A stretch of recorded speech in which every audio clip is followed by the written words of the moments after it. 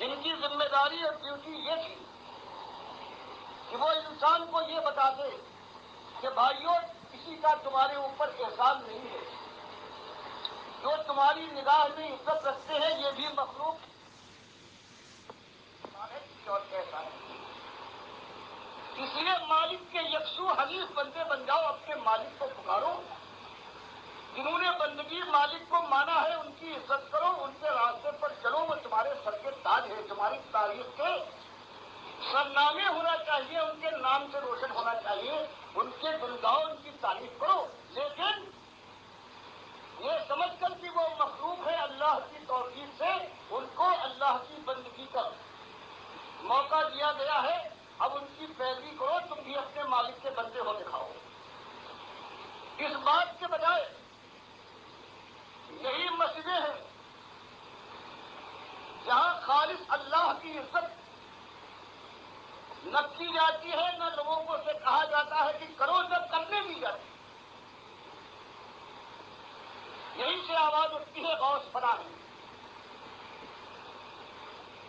یہ تمہارے فریاد رس ہے، یہ داتا فلاں ہے، یہ تم کو دیں گے، یہ بڑے بہادر جوان مرد جہاں کشا طاقت کے مالک لوہے جوان ہیں، ان کو پکارو،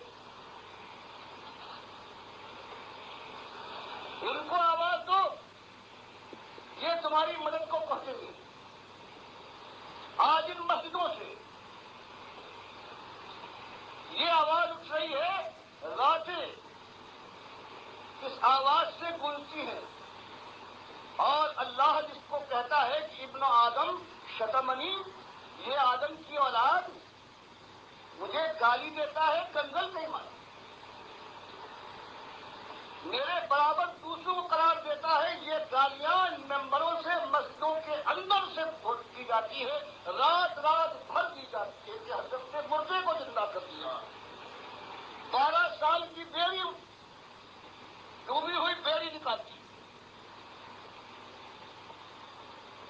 غور فرمائیے، اللہ کا دیا ہوا کھائیں، مسلمانوں کی جیب سے فریب کے ذریعے سے جو مالک شکایت فرماتا ہے، یہ کثیر من الاحبار والرہبان لا یاکلون اموال الناس بالباطل ویصدون عن سبیل اللہ،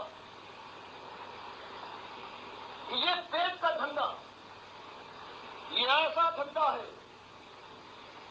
کہ ایمان کے نام پر کھائیں،